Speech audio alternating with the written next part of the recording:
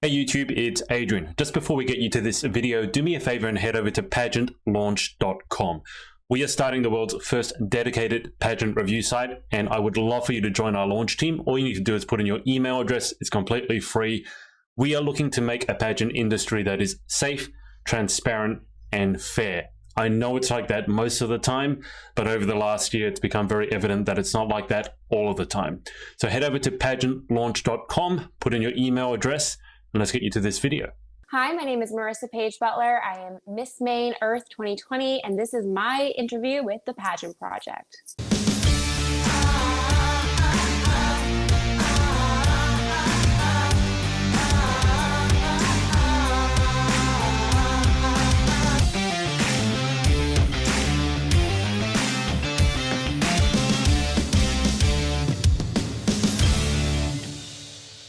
Hey everyone, it's Adrian from the Pageant Project with you, and I have a very special guest today. I have Marisa Paige Butler, who is Miss Maine Earth USA 2020.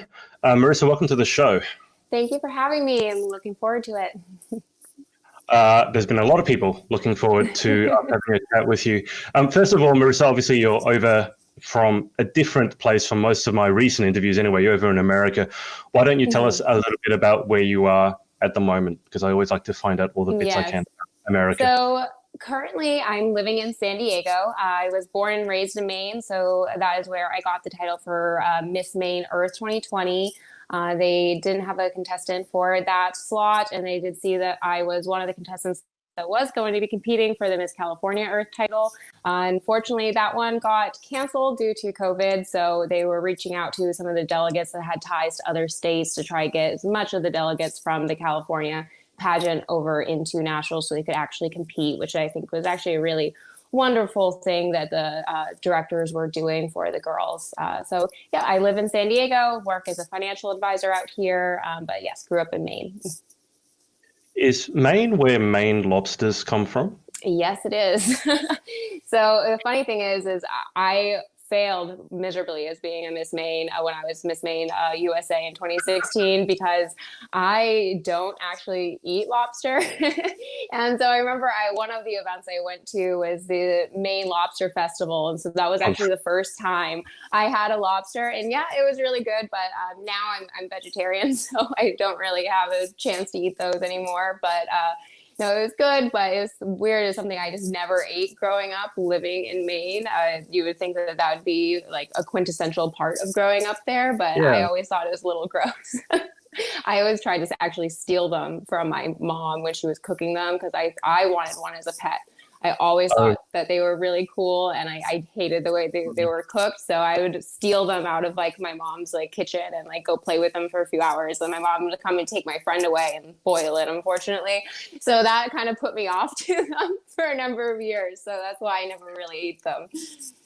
Is it just the look of them? I mean, it can be fairly graphic. I guess you see them and its legs and, you know, all sorts of... Yeah, and so one thing that really always disturbed me is that they scream when they're boiled, or they make a sound that sounds like that. So that always put me off to it. But I always just loved all animals. I was the type of kid who'd be creek crashing and looking for salamanders and frogs. And so basically any animal I came across, I like instantly fell in love with. So especially buying them live, you know, you kind of get to see like, oh, it's a real animal. And then like, oh no, I don't want to eat that. I don't want to eat that. That's my friend. I named him.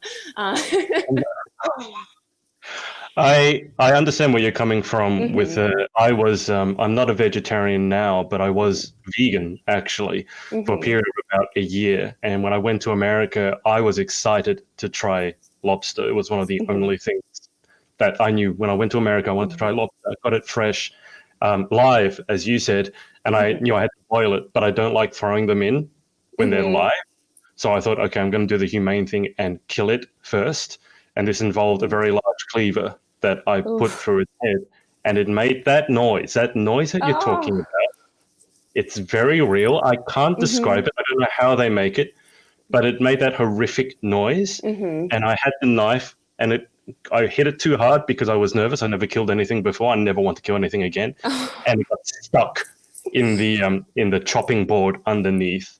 So that was I never want to do that again. Yeah, I understand that completely. I would be traumatized if I had to do that. I can't remember. I think it might have been Paul McCartney said if slaughterhouses had glass walls and everyone would be vegetarian, and I do think that would be true.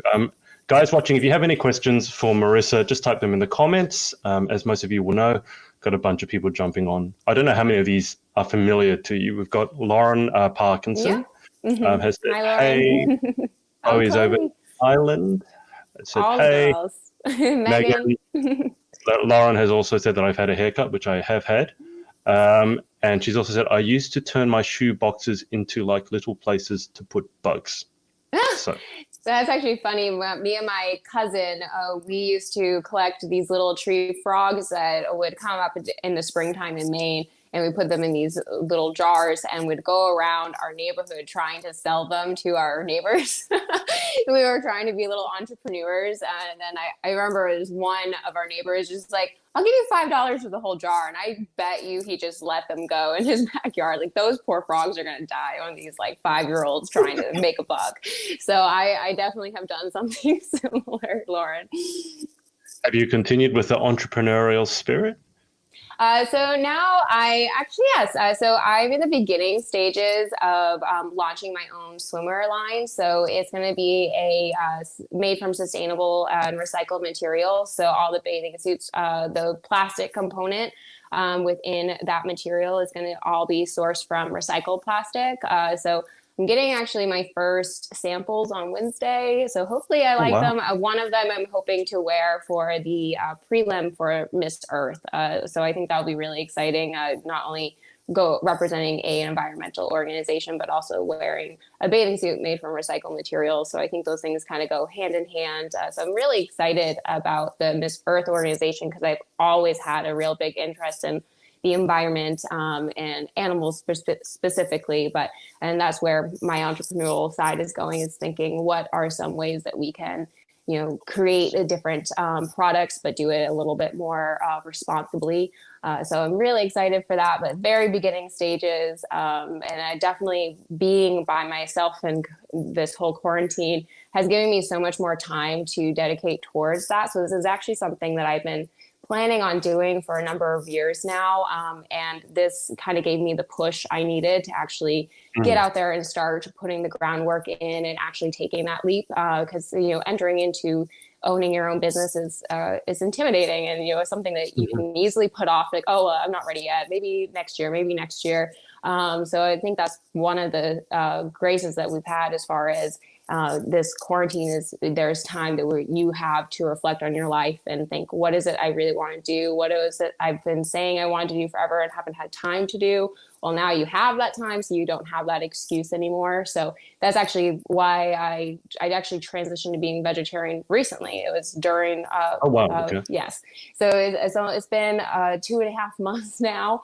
I've been loving it. So I always didn't really eat like meat that often. My mom's a pescatarian, so we kind of grew up around that.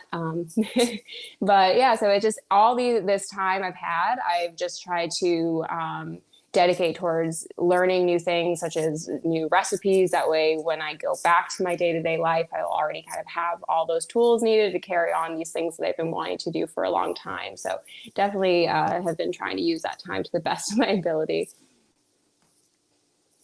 Sorry, I'm just putting a couple of banners up. Have you had any difficulties transitioning to being vegetarian? I mean, when I went vegan, I was younger. When you're younger, you're kind of more severe. Like when you decide you're going to go vegetarian, everything just, it's easy.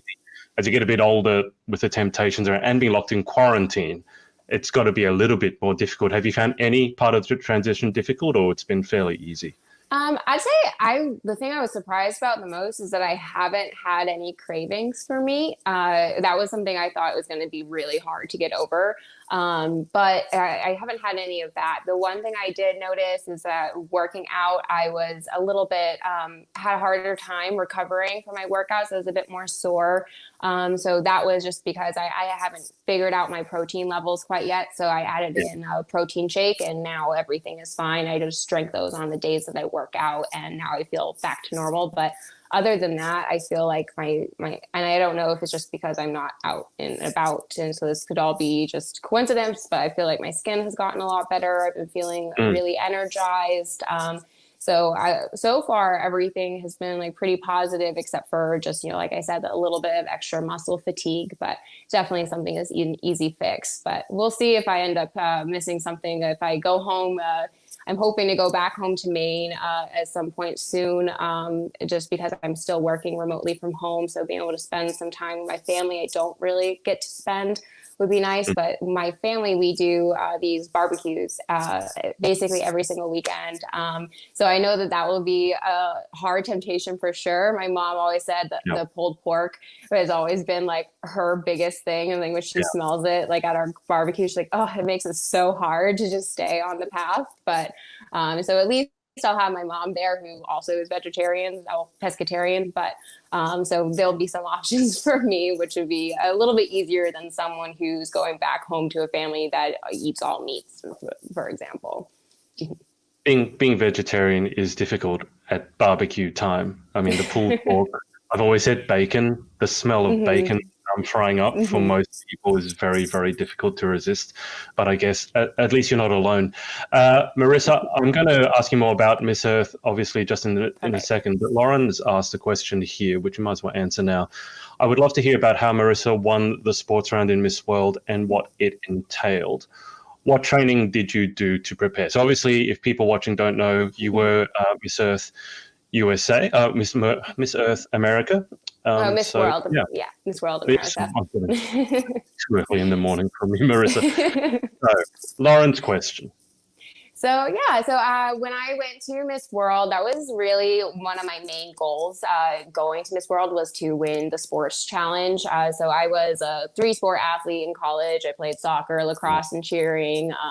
Working out and staying active has always been like a really big part of who I am. It just has been one of my major identifiers as being an athlete. So I knew that going into Miss World, since it is more of a humanitarian organization and my advocacy work has always been more environmental, I knew that was really my area of that competition that I could really shine and stand out in. So that was my goal going in, was to win that one. So as far as the actual competition, it starts off with the beep test. So I don't know if you're familiar with it. You start on one side and it beeps. You run to the other side to get there before it beeps again, and it keeps getting progressively faster. Yep. So they did that to narrow it down, because we are separated at Miss World into 3 different groups. So I was on blue group, and that's about 40 girls. And out of those 40 girls, they had to narrow it down to 8 girls who would represent that team within the sports competition. So to even get into the sports competition, you had to be one of the last 8 standing for the beep test. Wow. So my cardio was never my strong suit. I was a soccer and lacrosse goalie, so you can imagine it's not much running. You're running up and down the pitch. How can you not have cardio? But goalie is different. Okay. So yes, I had that athletic background, but the more long distance, like continuous running, was never really my strong suit. But I was like, I really got to get past this, because I know the rest of it I'll be fine with.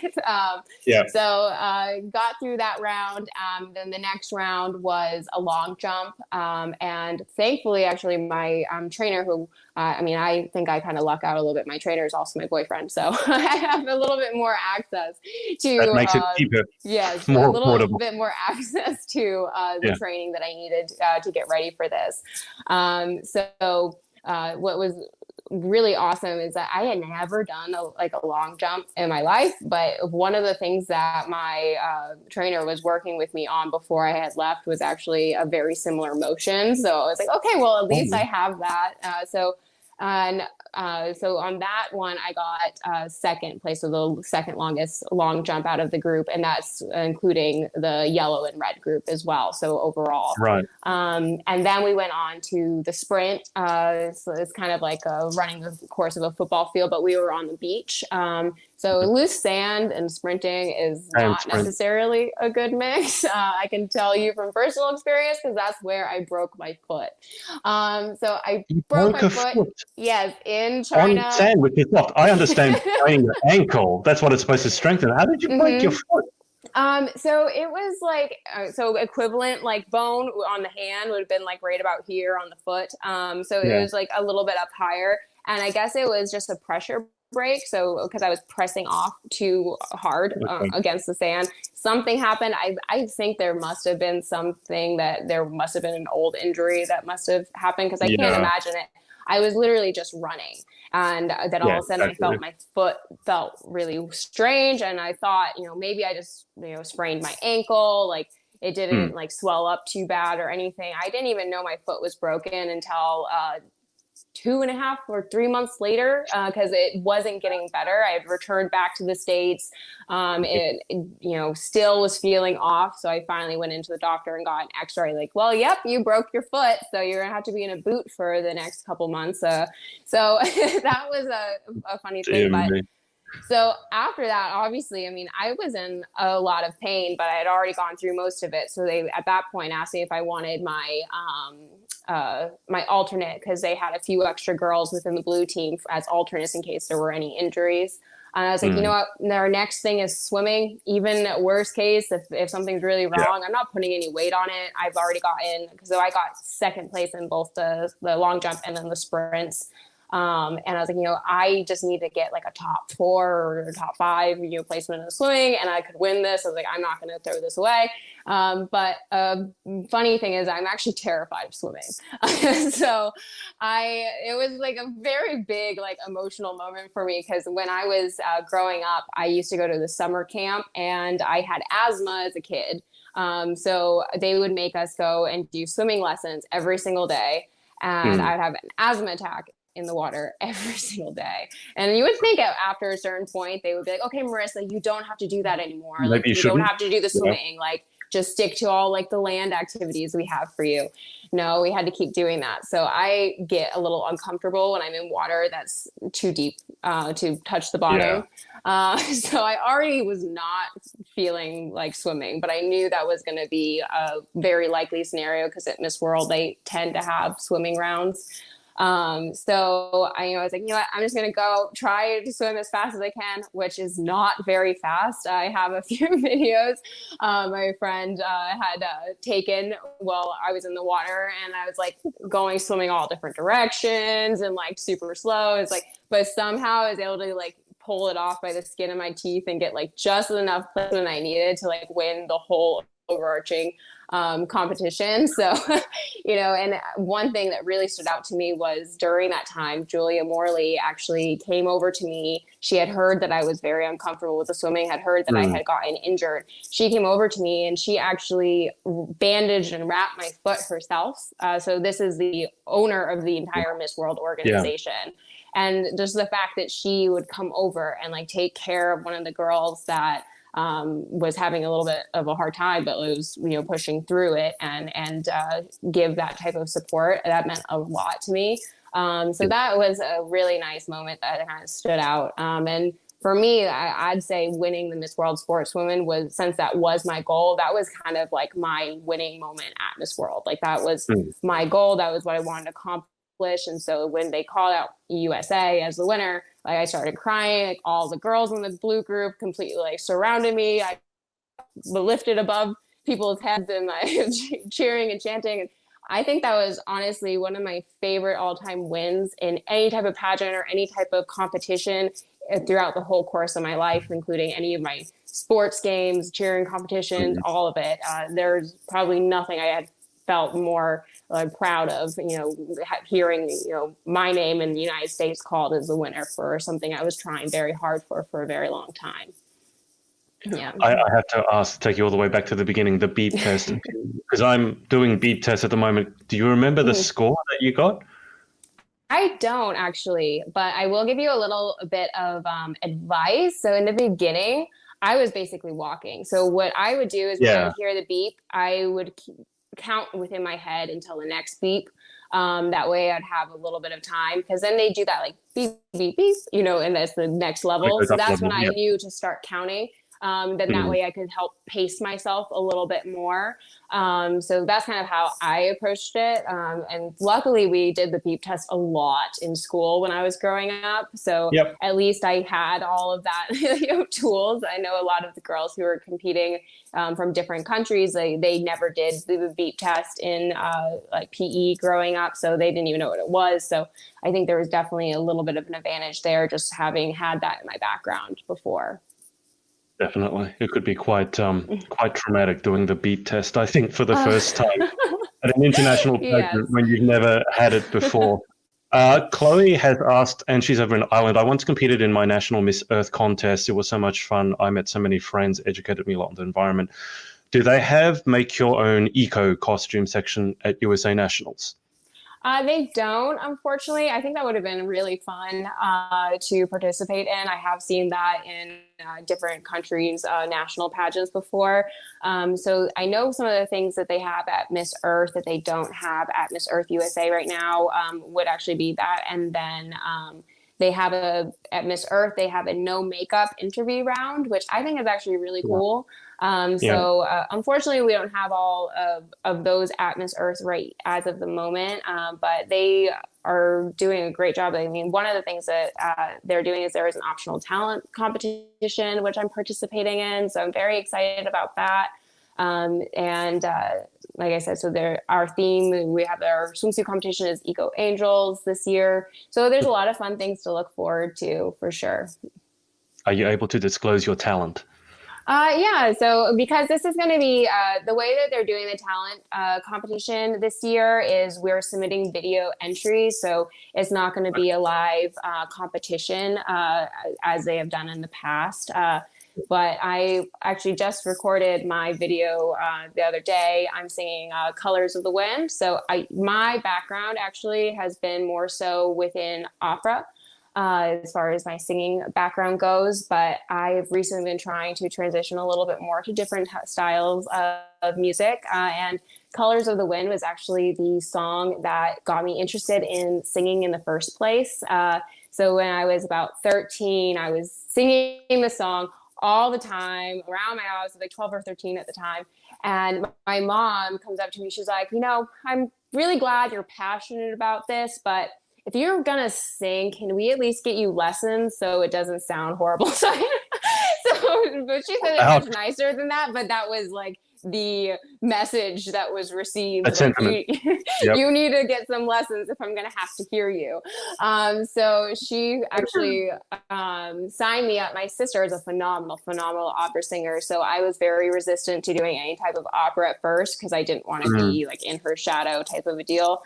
And my mom said, you're going to sign up with your sister's singing teacher. You have to do it for 3 months. And if you do it for 3 months and you don't want to do it anymore, you can quit, but you have to give it a good solid 3 months as a real try. And just to see if you like it, because when you start something new, and that's something I've always loved my mom did, is whenever we picked up a new hobby, she wouldn't let us quit right away. Because in the beginning, it's very frustrating when you're trying something new, you're not getting it right. So you can get discouraged really quick and then quit. And if I had done that, I wouldn't have been able to continue on with my singing and get to the level where I am now. And now I'm, I still consider myself more of a hobbyist. I'm not a professional singer by any means, but definitely is something that, as my mom has said, is one of those gifts that you can never have taken away from you. Once you know how to sing, no matter what happens in your life, you at least still have a gift that you've given yourself. So I'm very, very happy my mom made me stick with that. And basically any other activity I did made me a lot more likely to follow through on things as an adult. So it was a really great parenting moment on her behalf, although she probably could have said it a little bit nicer. You still sing opera now? I do. So I sang opera at Miss World. I sang Nessun Dorma. So it's actually traditionally a male opera piece, but I had altered it for my voice, which was actually really fun. But yeah, I am classified more as like a coloratura soprano, like a light lyric coloratura. So that's more of like the really high, lots of runs type of songs. So I always think they're a lot more fun to sing. Most of the songs I sing are, it's a form of sing laughing. So like the laughing song is one of the ones I did. Prima Donna has a lot of little laughing, like funny things. So it's more of like the comedic light, but very showy type range. And I think that's always been a lot of fun. But it's not something you can necessarily do around a campfire. So when people are like, oh, like, or sing for karaoke. us, show us, let us know what you can do. It's like, one, like you have to warm up a lot before you sing opera, you could hurt your voice. So it's not necessarily something you can just like spit out real quick. So I've been trying to learn my singing teacher refers to my vocal type as either the colored tour opera singer or Disney princess. So that's kind of where I fall in. So right. I was like, I'm just going to run with it. I've always loved Pocahontas was my favorite Disney princess. A lot of that comes from, so I have a little bit of Native American background. It's a very small percentage on my mom's side, but it's something I've always been very, very proud of about myself. And something I've always tried to learn a little bit more about. So learn about my history. We were from the Micmacs, as like so that's part of like Passamaquoddy tribe up in like northern Maine and like northeastern Canada. So Pocahontas was always my favorite because of that. Because growing up, I was always so like, wow, like she's like me, and I thought that was so cool. So I wanted to sing a song that, like I said, it started off my singing career, and it also means a lot to me. And I think it's really timely with the pageant itself, being an environmental organization. And the song's main focus is about, appreciating the world and people around you. And I think even now with everything going on with the racial issues within the United States, there is a really beautiful line in there. Like, you think the only people who are people are the people who look and think like you. But if you walk the footsteps of a stranger, you'll learn things you never knew. So that part, I think, is very timely with what's going on now. So it's a really good message on multiple platforms. Just on the racial difficulties, I know that the UK has had a lot of them, and even in Australia, we've had a lot of similar issues. It's almost that the racial issues in your country have brought up the racial issues in a lot of other countries, which is a good thing in terms of creating change. From your perspective as a pageant competitor, what do you think pageant girls can do in order to help this situation progress? I know a lot of the girls have sort of been previously holding back, wanting to educate themselves on the matter before they voice their opinion. I think it's a great thing. But I know a lot of them are also afraid to misspeak. So I think from your perspective, what role do you think pageant girls can play in sort of bringing the world back together? Well, I think that one of the very first things you should do, especially if you're not, as a title holder, if you're not a woman of color, and you haven't experienced racism firsthand, to sit down and have conversations with those who do, to make friends with people who don't look like you and learn their stories, learn what their struggles have been. So I found that to be very helpful. I know I had a brief conversation with Mani about that. I've reached out to some of my friends who have experienced those things, because I think the first thing is just understanding how those individuals are feeling in this current climate. And then addition to that, learning as much history as you can, learning about the systematic racism, especially in the United States. I mean, our entire history in the United States was built on the backs of other people. So whether that be with the slave trade within the South, or even bringing over people from China to build our railway systems to get out to the West. I mean, there has just been so much that has been built on the backs of people who are minorities. And then that is very pervasive. It continues on with how our justice system has been created. It continues down to even the school systems that these people are going to. And they, even back in the day, they circled certain communities, and these are red lines communities, and banks wouldn't even give loans in that community to help build it. And oftentimes those communities were predominantly minority communities. So this continues on, and the more you learn about it and the more you educate yourself about it, the more you can see how much of a bigger picture this is. This isn't just about individual racism. This is not just one person talking to another person and saying something derogatory. This is a systematic issue. So I think as far as pageant girls go, as far as how we can combat this and how we should stand up about this, is one, sharing resources. So there is, on my Instagram, I have a Black Lives Matter highlight on my stories. There shares different educational posts. I would say, if you're worried about misspeaking, I would really look towards someone who is very good at discussing these issues and sharing their work, amplifying their work. So you not necessarily has to be your specific words, but if you're amplifying words of people of color to your audience, then that can actually help spread their message. So finding different statistics and facts and figures that you can share. And then not only that, but also sharing resources. So sharing, for example, there was one for Breonna Taylor, who was a woman who was shot in her home while she was sleeping. And the police officers still have not been charged in that case. So there is ways that you can help by emailing that police department, emailing that the representatives of that state, and asking for justice. So there's things like that you can share, and information on where to call, who to email. And one thing that you can also do is, I know a lot of us are a little bit apprehensive of actually participating within the protests, just either for your safety from a protest gone wrong or safety from coronavirus. This is still a very real thing within our world right now that we're having to combat. And yes, we want our voices shared, but a lot of people might have an ability to put themselves at risk that way because they might be someone who is more susceptible to catching coronavirus. So find different ways that you can help. There's ways that you can help those organizations, even if you're not the person who is on the front lines walking in those marches. So one thing that I actually did this weekend, yesterday, so I've been leading different trail cleanups across San Diego every Saturday morning. And the one we did yesterday was in Mission Bay. And that was during the same time. There was actually it was a Black Lives Matter / like Pride prayer group that was congregating that day.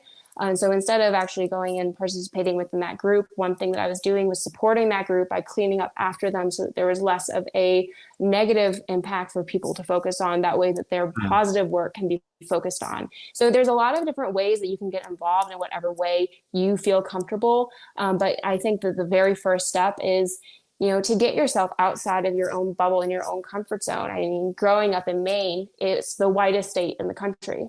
So there's the absolute least diversity in my state. So I really didn't even see a minority until I was older. And so I didn't necessarily get to see anyone have any racism affect them personally. And so when you're growing up in that very bubble community where it's mostly just white, and you're reading in your history books, there was a civil rights movement. Now everyone has rights. Now we're equal. Slavery ended. And you're like, yeah, that's all great. That sounds great. There's no such thing as racism anymore. And that's not the case. So you really have to go outside of that bubble and outside that comfort zone, which is why I think traveling is so important for young people.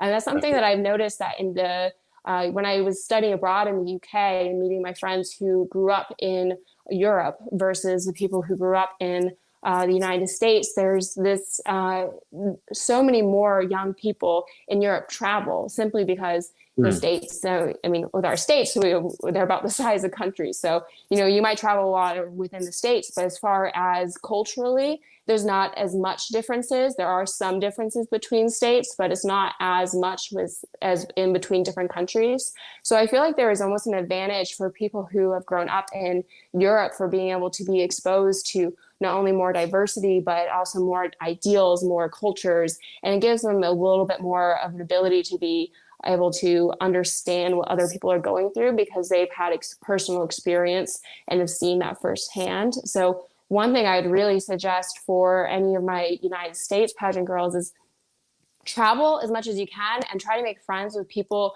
of all walks of life, have conversations with people of all walks of life, because the more you can relate to someone on a personal level, the more empathy you can have for them.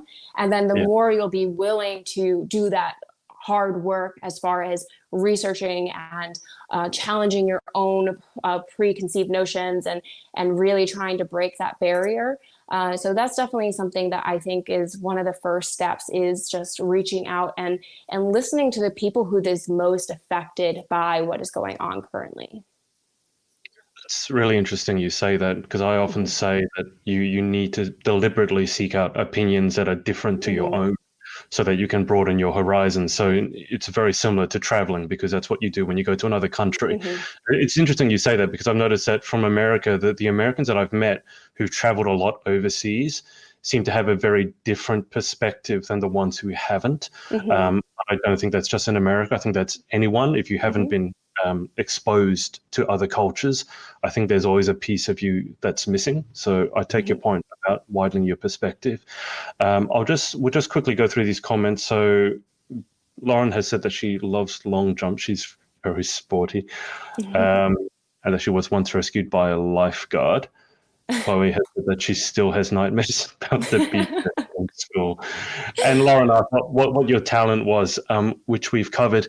I want to delve more into Miss Earth, and obviously you're passionate about the environment.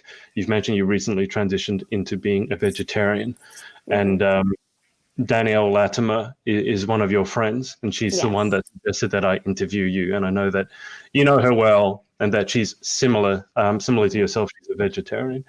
So can you tell us more? Why don't you tell us about how you met Danielle first? Let's segregate. Yeah, of course. This must be a story in itself. So it was actually a really funny story. So I was applying to study abroad in London at the same time as I was selling multiple dresses online. And Danielle messaged me. She's like, "Oh, I really love this dress. I know you said you had free shipping within the US. Well, what about to the UK?" I was like, "Well, where do you live? I'm going to be there soon." And I was like, maybe I could just bring it with me. But I ended up shipping it over beforehand because her pageant was going to occur before I would have been studying there, because I was starting in January. And this was the summertime that we had corresponded. I actually got my acceptance letter to King's College for my study abroad the day after she initially messaged me. And I was like, you know what? I'll cover the shipping if you take me around when I get to the UK and show me the ropes. And she was like, "Deal, let's do it." So actually the first day I get there, it was the 2nd of January. My birthday is the 10th of January, and it was my 21st birthday. I was going to be in a country completely by myself with no friends. So Danielle actually threw together a birthday party for me with a bunch of people I didn't know, but it was all of her friends, and they came out and celebrated with me. And actually, I still keep in contact with a lot of them today. We follow each other, still in comment. And whenever I go over, I try to visit them. But Danielle, she just became such a quick friend for me. It's weird. I don't know. I feel like it doesn't happen very often where the second you meet someone, like, wow, this person's going to be in my life for the rest of my life. Like, they're going to be my best friend. And Danielle is definitely one of those girls. She's going to be in my bridal party when I get married someday, type of a deal. So it was really nice to just see how welcoming she was of me. And that made my time in London so much more enjoyable, because I had this great group of friends that I was able to spend time with and explore the city, and especially having a native Londoner showing me around. Very native. Yep. Yeah, I got such a better experience, I feel, than most people going, because you really don't get to know a community until you are taken around by a local, in my opinion. Exactly. And so everyone's like, "Oh, the food in London's not that great." It's like, well, you didn't have Danielle showing you where to eat. So No, it was great. No, Danielle is amazing. She was actually supposed to come over here earlier on this year. But unfortunately, obviously, all those plans have been canceled. So hopefully she can come out here next year and everything's back to normal. But yeah, it was wonderful. So yeah, selling a pageant dress got me a friend for life. So that was a pretty good deal on my end. How's your Cockney? Oh, bad. Hers is Do you good. remember, were you exposed to any of it? What? Were you exposed to any of, because I do a lot of stuff in the UK and people always say the Scottish accent is really difficult to understand. I have no problems understanding the Scottish accent. I cannot to this day understand Cockney phrases. Do you understand any of them? As far as phrases, I don't know if I know any off the top of my head, but yeah. Apples and pears? What?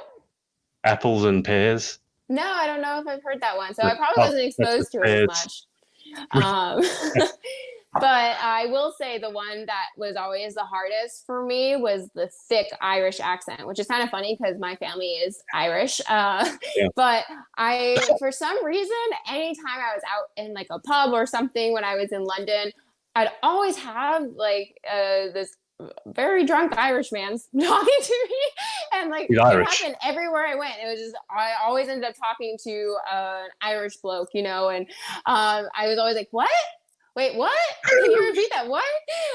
So it was great though because I got a little bit of practice understanding that accent. So now I can understand it no problem. It just takes me a few minutes.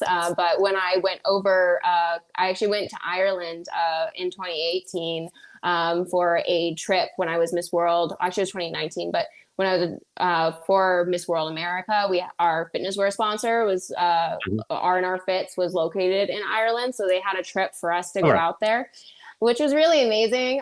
So I'm glad I had a little bit of exposure to the Irish accent because the owner of the organization had the thickest Irish accent, except no, I will say his brother had a way thicker accent than he did, but he had a very thick accent. So I'm glad I got a little bit of an exposure to that. But that trip was amazing just because my family, like I said, my dad's side is Irish. And so the Butlers actually were the owners of the Kilkenny Castle in Ireland for I think it was 500 years. And so where my family comes from, so these are the Butlers we were related to. The Butlers coat of arms is 3 wine glasses. And the reason for that is because the Butler was essentially the person who would pour wine for the king. And so I learned a little bit more of my family history there, which was awesome. So they actually were in charge of and got profit from all wine that entered and exited the shores of Ireland during that period as part of being the owners of Kilkenny Castle. That was a gift they were given by the king. So that's actually where, my family came from. It was a little bit of history. So it was really cool to get to know that. So I'm really glad I could understand the accent at that point, or all that information would have just whizzed over my head. Can you do an Irish accent at all?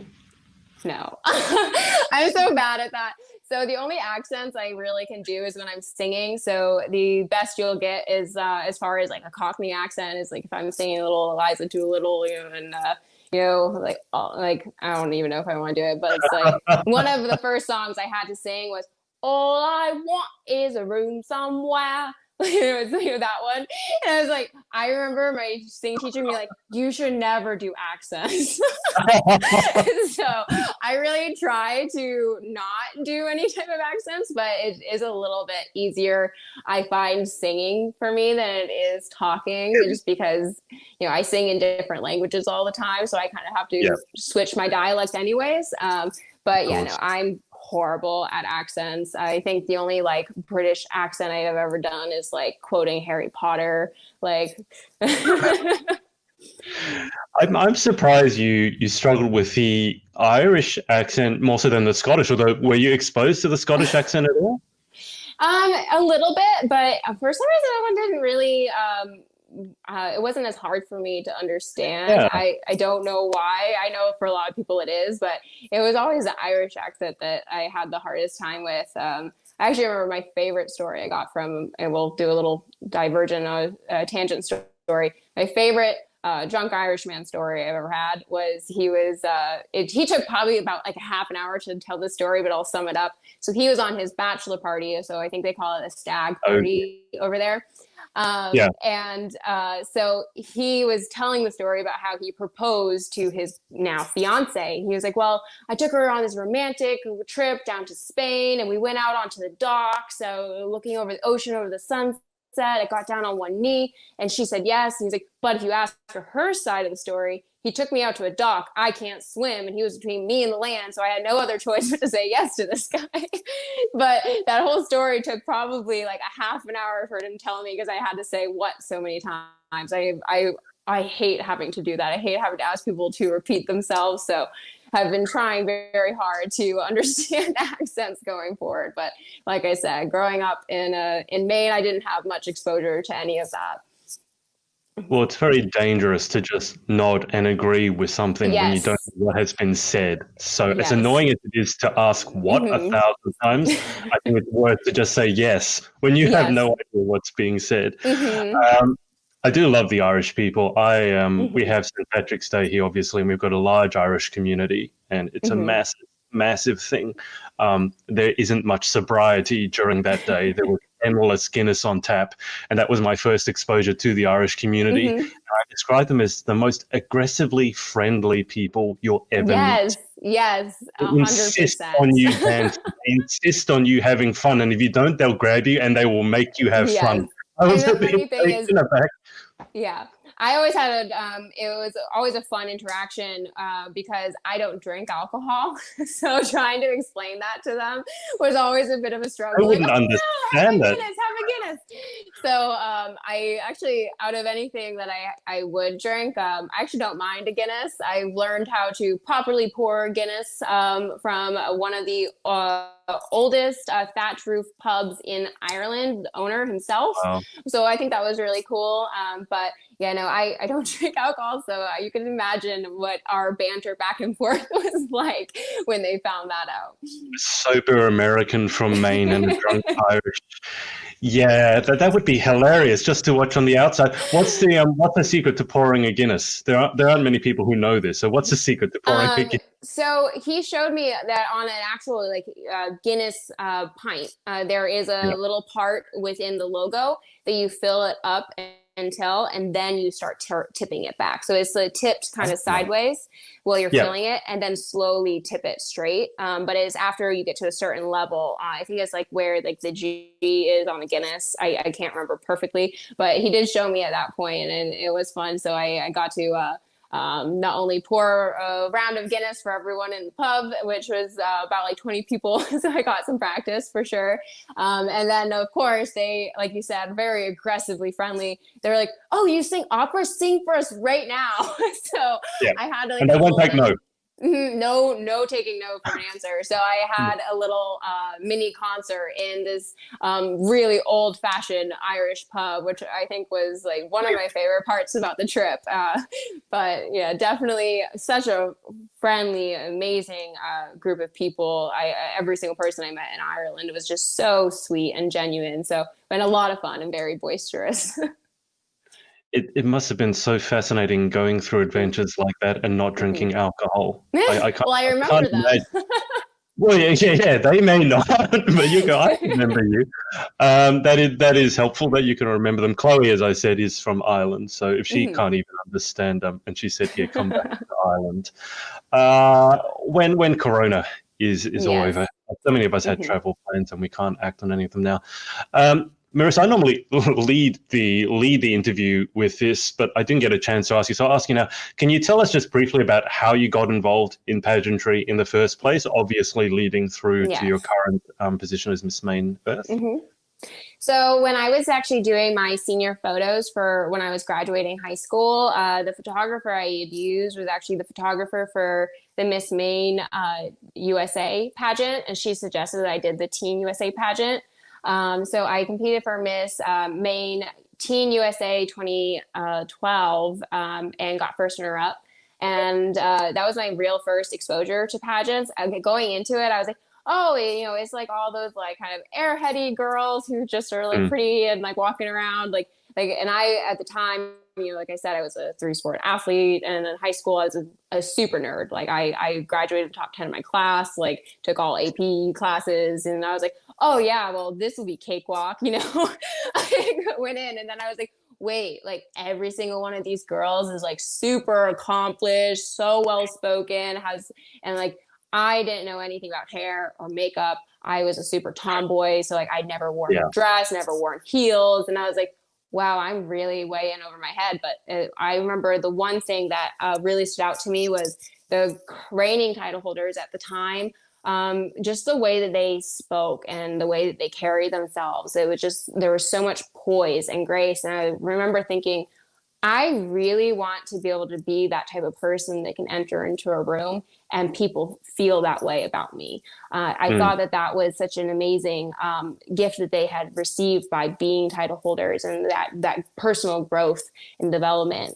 So what kind of started off as me just, wanting to try something new and be fun, turned into a real path for me about personal development. And a big component of that was actually making friends with other women who are doing similar things within their community. So as you can imagine, being a young person who doesn't drink alcohol is a little bit harder for me to make friends, because especially in the United States, like it is very much part of the social culture of going out and getting to know people. So since I didn't participate in that, and then also with my family life growing up, I didn't have a really easy time making friends when I was young, just because my family went through a lot of personal and traumas with my older sisters, and that kind of isolated my family a lot. So when I was about 5, this all had happened. So right as I was first learning how to interact with others, how to make friends, my family really shut down and became a very like tight knit group, and didn't really venture out past our family during that whole time of healing. So for me, I finally had a place where I started to be able to make friends, and I started to be able to find people who I could really relate to. So actually most of my friends that I have now are all pageant girls. So that's kind of what kept me going with it. Because like, you know what, I keep meeting the most amazing people I've ever met through pageants. I've been able to have such huge, tremendous amount of personal growth. So that's what kept me going with the pageant. So I went from Miss Maine Teen USA, first runner-up, then went over to the Miss America system. I had a really bad case of first runner-ups when I started, so I ended up being first runner-up 3 more times there. And then eventually came back to the Miss USA system and won my first crown in 2016. Went to Miss USA. That was an amazing, amazing experience. And then after that, I graduated college and decided I wanted to move to San Diego. And I thought at that point, well, I've already done Miss USA. That's like the big, like one of the big pageants. Like I'm done, I'm retired. Like, and then I started thinking, you know what? I'm new in this city. I'm new in the state. I don't really know a lot of people. So I joined Miss San Diego and won that title. It was actually their 100th anniversary of the Miss San Diego pageant. It's one of the longest running locals in the United States. It actually was around before Miss America even. So that was kind of cool. And so I met a lot of really good friends that way. He started doing my different, so I set aside time every Saturday morning to do some type of volunteer work. So a lot of them would actually come along with them to me. So we started getting really close. And then after that, I went on to Miss California, and ended up getting top 15 there. The Miss America system, I've never was really as well suited for, I'd say, but it was always a lot of fun. I met a lot of really amazing girls there. But then after that pageant, they had an online casting for the Miss World America title. And I was like, you know what, I'm already completely ready. I just finished a pageant. Like if I was able to be selected and go to Miss World, like I've already been prepping. So I'm in a pretty good position there. So I applied, and thankfully I got that call that I was going to Miss World, which was amazing. I remember really vividly, I was in horrible, horrible traffic on my way home from work, and Michael gave me a call and was like, are you sitting down? And I was like, yeah. And I was like, oh, I'm driving. He's like, is there any way you can pull over? And I was like, well, I'm basically already pulled over a pretty dead stop. What is it, Michael? It's on my Bluetooth, not doing anything bad. So he was like, yeah, well, you're going to China. I'm like, are you serious? Like, like, you're not joking with me right now, right? Like, this is for That would be real. a This is horrible serious. joke to say.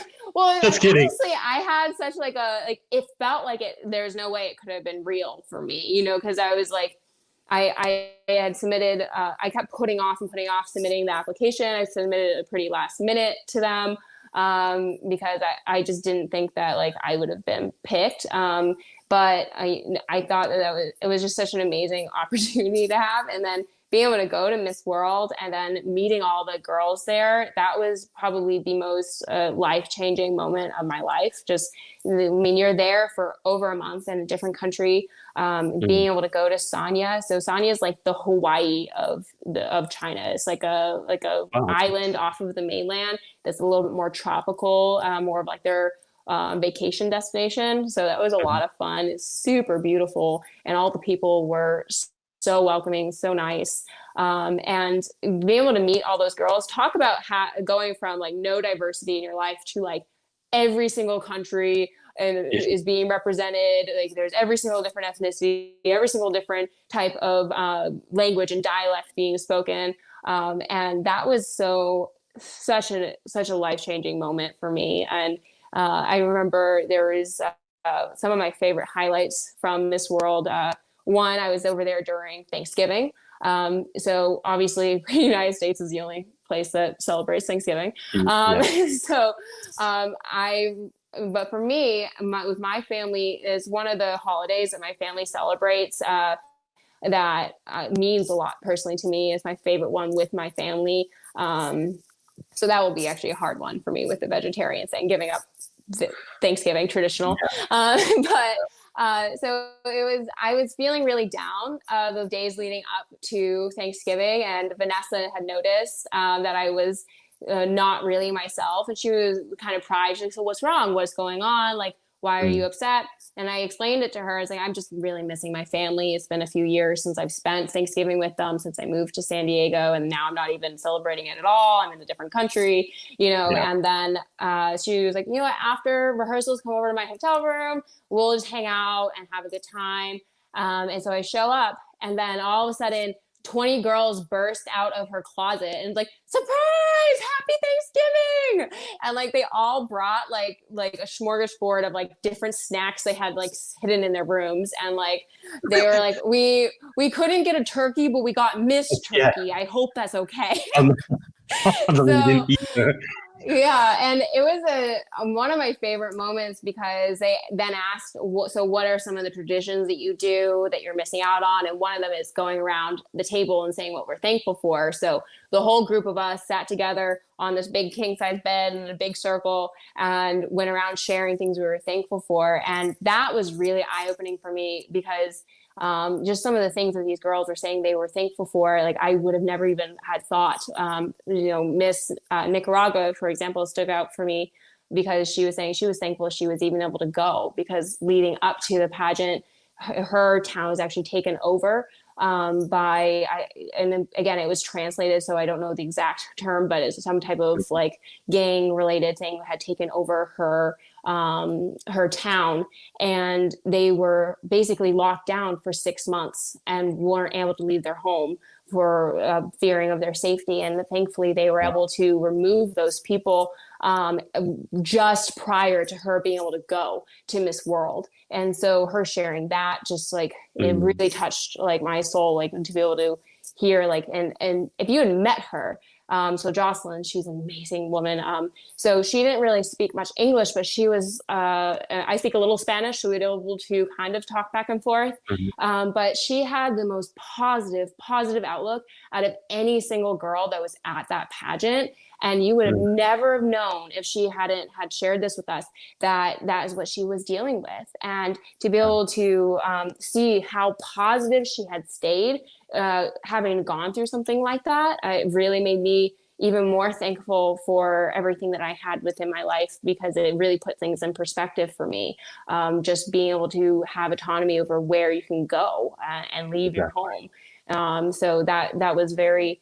That moment really touched me. And I think I remember like every single person in that group cried at one point that night, and we all laughed and we all shared all of our little junk foods and threw a dance party. And And that was actually led by Vanessa. So, I mean, that goes to show you right there, like why she won the pageant. Like I could have told anyone at the beginning, like after hanging out with her for a week, I was like, okay, well, she's won.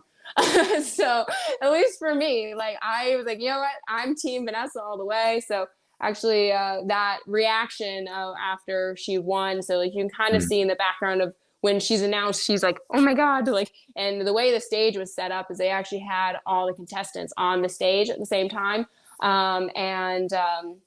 Me and Venezuela, and then I think it was Peru or one other girl within the America system was like right behind within the America group was right behind Vanessa when she won, and we were all like, ah! Like crazy, going like crazy. And I think that's just an amazing thing, because like you can see that when you get a reaction like that from the fellow contestants, that means the judges have done a really great job. Yeah. So it's great to see that like when the right person and the deserving person win a crown, and especially someone who was so caring and thoughtful towards her other contestants, because it's not, you don't have to be the cutthroat girl to win a pageant. And I really want to reiterate that to anyone who's competing in pageant. You do not have to be that girl. All right. You should not be that girl.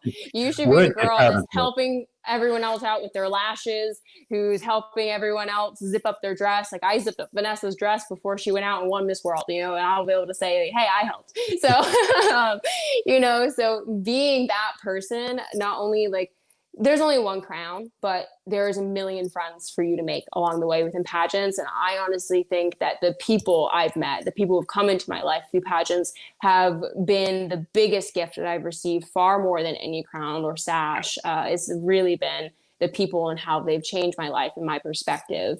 So kind of keeping that in mind is my little, pageant nugget for all of you pageant girls who are watching. It's just really, really forge those friendships and those connections, because those are what's going to make participating in pageants worth it long term, for sure. Absolutely. Marisa, we always finish with the same 10 questions, so we'll get to them now. Before we do that, anyone that you want to give a thanks to on the subject of Thanksgiving, or a shout out to for supporting you along your journey, whether it's in pageantry or just life in general?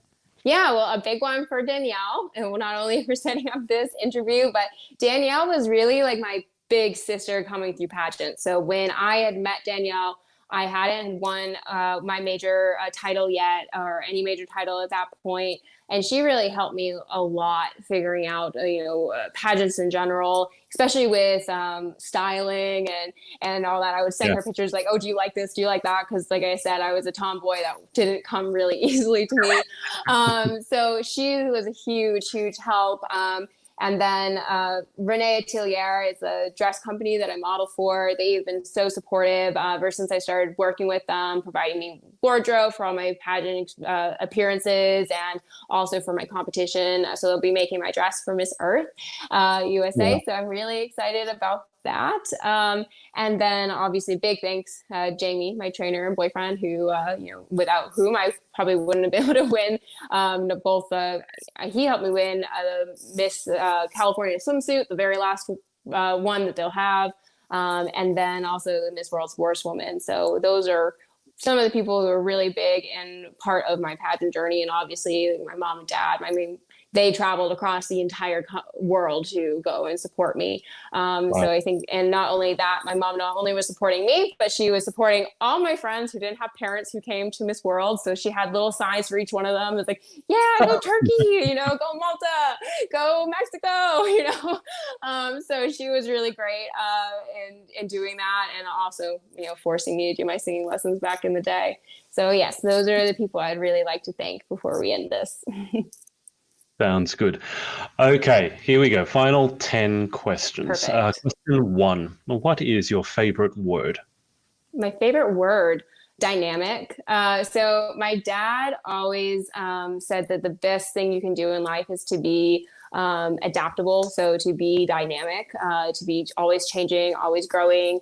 And again, we kind of touched on that earlier, just with getting yourself outside of your comfort zone, outside of your bubble, and learning about people around you, that is being dynamic. That's not being set in your ways. That's being open to change and to get better. So, if you ever think that you are done or you've mastered something, there's no room for growth. So by recognizing that there's always room to improve, always something new to learn, always a new skill to have, and by being dynamic, I think that that's a really, really important quality to have if you want to have any type of success in life. Question 2. What is your least favorite word? You know what? Let me think. Least favorite word. I'd honestly say, like, I've always really liked, not in the moment, obviously, when someone's told me no. So I'd probably say someone's telling me yes, or things are all set on good to go without really giving me any type of critique or any type of something to move forward with. So maybe getting told yes too soon when you're not ready for something. So I remember thinking back when I was in pageants back in Maine for Miss America system. I remember I was pulled aside by a judge after one of the pageants I won first runner up in, and she was like, "We want you to know you're ready, but we know you can do better." She's like, "I think you had every right to win that pageant, but we didn't want to give it to you right then because you get one chance. And we want you to be able to have your best chance." So her actually saying no to me, even when it was something I might have deserved at that point, just because she knew there was so much more growth for me to have had. So by her not saying yes prematurely, I think that really set me up on a trajectory where I started really trying a lot more and really doing more self-analyzation and more personal growth, because I feel as if I had won that pageant back then and went to Miss America, that I probably wouldn't have continued with pageants. And then I would have missed out on, meeting Danielle. I would have missed out on meeting Vanessa. I would have missed out on meeting Lexi and all these other amazing women that are in my life because of pageants, because I might have finished it too soon. So being told yes prematurely would probably be what I'd say is my least favorite. That's unusual, only in that most girls' answer for that is often no. So I think it's the first time I've had yes for that, but I can understand your reasoning behind it. Question 3, in life, what gets you excited? What turns you on? So I really love to have a goal. So I'm pretty sure you can kind of get a sense of that just by talking to me. But I've always loved having like an end goal, some type of deadline that I have to meet. So when I have that, that's why pageants have always worked really well for me. Not only am I preparing for the pageant, but it gets me motivated. It gets me really like amped up in my life, because I know I have this end goal that I'm working towards, and something that I can have a physical like representation of my work at the end of it. So, I mean, growing up, like I saved every award that I ever got. I saved like any piece of paper that was an award, any type of physical award. Like my whole walls like at home was just filled with like awards. And it was because, that was me being like, I accomplished something. It was, so I think that was something that really motivated me, but intrinsically, it was mostly because I work better when I have structure and I have a type of schedule within my life. So time management is amazing, but if you don't have something to crunch it with, like an actual definitive end time, then it doesn't necessarily do much. Like you need to be able to have a start and a finish to your goal. So like setting SMART goals, specific, measurable, realistic, attainable, and timely. So timely piece is a really big part of that. So by having definitive deadlines, that is always going to be the way to get me to work best. So that's why I like my job. My job being a financial advisor, everything is very quick, fast paced. Like if there's an order that needs to place exactly right then. It's very quick, task oriented type of work. So that's kind of why I fell into that type of field. So definitely deadlines and timelines are something that gets me super excited in life. Have you still kept all your awards and things like that? Because I got to imagine you'd need a room for this stuff. I get the sense anyway. my mom is a little bit of a pack rat and proud mom. So there's my old room at home is still my old room. I mean, my nieces and nephews use it now, but a lot of my stuff is still there. So I have this. I took everything off of the walls, but I have what I consider my treasure chest. It's this giant, big, like almost like a briefcase type thing that I put everything into. So that's all still there. Then also my mom had taken the giant big posters from both when I was Miss Maine and then also Miss World America. So there's two giant life-size posters of me in my bedroom at home in Maine.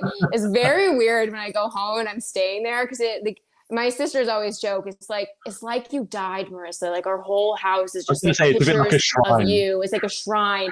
And it's so funny. Like you go in, you would think my mom only had one daughter. Like there's no pictures of my other sisters anywhere, so to speak. And it's just like every room, Marisa. And it's like, she's like, well, I miss you. I see the other ones all the time.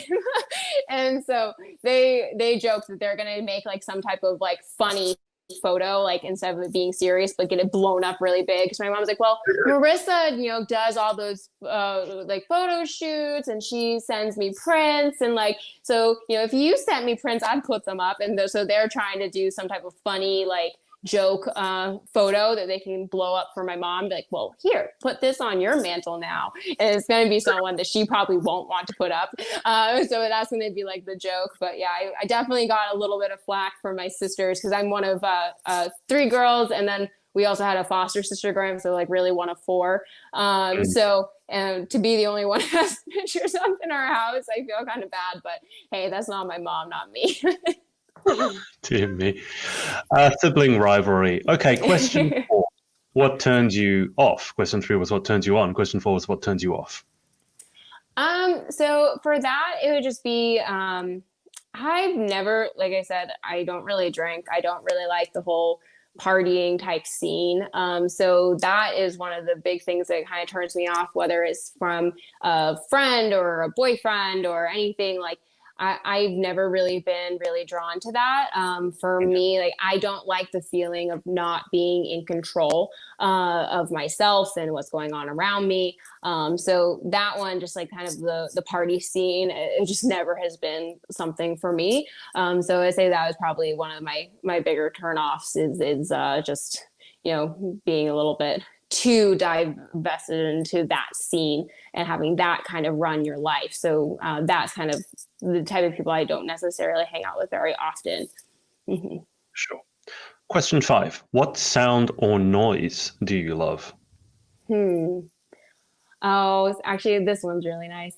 So when I was growing up in Maine, we lived in front of a wildlife preserve, and so it was literally my house was the border, and then the rest of it was just all like undisturbed nature. And then right next to my house, there was this there was like kind of a big pond up back, and we had these frogs that would be there in the summertime. And my mom calls them peepers. I don't know what exactly type of frog they were, but they make these little peeping noises. It almost sounds like kind of like crickets, but it's just a nicer sound than crickets. Yeah. And it's just a deafening sound in the summer months in Maine. And so I'd always open my window up. So that, and then the other one I really love is thunder. So one thing I really miss when I'm here in San Diego is we don't ever have thunder or lightning storms. We barely ever have rain.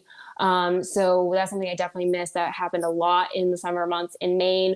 We'd have the thunderstorms, rolling over the lake, and it's just gorgeous. And the sound is so wonderful, which is kind of funny. You'd think I wouldn't like thunderstorms. I don't know if Danielle told you I was struck by lightning when I was young. So I still love thunderstorms. And the reason why I got struck by lightning is because I had my window open during a thunderstorm listening to it while I was on my phone and on the computer, had like big metal earrings on, and it came in through the window and ended up hitting me because I was trying to listen to the thunderstorms. But you would think I wouldn't like it anymore, but I do still like it, and I do still miss thunderstorms. So I'm hoping if I go back to Maine anytime soon, I get to catch a thunderstorm, because it's been like, I might have seen only like 1 or 2 since I moved to San Diego in the past 3 years. So I definitely miss that. I did not know that. That is a first. I feel like if you ever need a one-line bio, you could simply Oh, describe it's yourself as been, a girl who got hit it's, by lightning trying to mhm. listen to thunder. Yep, it's always That, been on all of my pageant bio sheets. My like, and it always comes up. But it's funny. It's not really much of a story. Like, you know what I mean? It's just something that happened to me really quickly. I don't have much memory of it. I just remember I had to go to the hospital afterwards just to make sure like my temperature didn't skyrocket afterwards. Because I guess the two ways you can die from well, the two biggest ways you can die from being struck by lightning is one, when you first get struck, it goes through your heart and it gives you cardiac arrest and you die. yeah, Then the second way is actually your most common way is that your body starts to overheat. And then your organs start to slowly shut down. So when you yeah, get struck by lightning, or if you get a big, electric shock. So I don't think I got struck directly because I didn't have any major burn marks. I remember getting right. hit. I remember being Yeah, on the floor, waking up in a puddle of my own sweat, being freezing. It was like having a temperature, where you feel kind of cold, even though you're boiling yeah, hot. So that was kind of what I remembered. But the doctors, from what they looked at, they're like, we don't think you were directly hit, but we definitely got some juice going through you for sure. I mean, I'm thankful for that. I wouldn't want to have a big scar on my face because I got hit right through my. From what I felt, it felt like it went yeah. in through my right earring and out through my right arm into the computer. The computer blew up. Like So it didn't the go all the way through. Then no, it's probably one of the big things that yeah, saved you. and You're going to exit it yes, straight through and the arm. and they Right? think that what had gone through me actually had already hit my house and then jumped. So I guess lightning It comes would down make like sense. hand, and Yeah, they're like, yeah, I kind of probably jumped around. So yeah. thankfully it wasn't a direct hit, or I don't know if I would be here. So, but it's a fun story. Everyone always wants to hear about it. I do feel that sometimes like when telling the story, or if it comes up, like if I'm hanging out with friends and someone else mentions it, like I do get some skepticism from some people, like, yeah, no, that didn't happen to you at all. And I'm like, I swear it did. And you know what? I have proof because in my treasure chest at home, I kept the hospital bracelet because I'm that type of person. So, so it's still there. But yeah, and I remember my computer teacher, I think it was like sixth grade because I was in a computer class in middle school. And I remember my computer teacher made a big stink about it when I got back into school. And it was like, this is why you don't go on the computer during a thunderstorm. So I was made an example of. I was going to say it's like the equivalent of the dog ate my homework excuse. It's like I was Yes. doing homework on the computer, then I got hit by lightning. Like, yeah, right. Yeah, yeah. I definitely have had that reaction from some people, but I know what happened. I feel like you should have been left with some sort of superpower. It sounds like a superhero, like a Hmm. superhero origin story, getting hit by Well, lightning. I do kind of joke about that. So right after that, I started needing glasses. Granted, everyone in my family needs glasses, but it was right after that. And then also at the same time that I started needing glasses, I started doing way better in school. I think it's probably because now I can see the board, but I like to say it's because I got struck by Supercharged lightning my and got brain. super like brain power and could be super smart at that point. So, oh yeah, because my grades from like I was always a good student, but I'd say Yeah. after like the beginning of middle school and sixth grade, that's when I started becoming that like super nerd that I was telling you about earlier. So yeah, I joked that it gave me like super brain powers for at least a couple of years. That's amazing. I've never interviewed someone who got struck by lightning, so and was left I've more met a more. couple people. Yeah, I've actually met a couple people. There was actually a guy in high school that I became friends with because we found out we both were struck by lightning. We were on the Lightning same cheer buddies. team. Yeah, yeah. So it was fun. Like, you definitely when you do meet someone else who has this like real quick friendship type of a deal, because you're like, oh my god, no one believes me. Like, no one believes me either. But it happens. I'm still. You got hit like you don't remember anything, so you just got. I remember like it almost feel like it like hit me in slow motion. Like I remember looking out my window like and seeing a bright light, and then I remember waking up in a different room in a puddle of Oh my wow! own sweat. My sister had Yeah. actually gone into the room and saw like the computer was all messed up. So she, tried to get me away from the electronics, move me into like our dining room. And went and unplugged like all the different electronics in our house. And the one thing I thought was really cool that I do remember, because by the time I came to, and when my sister found out like I was fine, she was like, you have to see this. Like, I unplugged the TV. We had a big box TV. When she unplugged it, it continued to play for like an hour. You could change because it was one of the antenna TVs, so you could change the channel. You could change the volume. You could watch the TV, and then the second it died and stopped working, like it just never worked again. We couldn't get to work again. Even my uncle who fixed TVs couldn't fix it. It was just trashed at that point.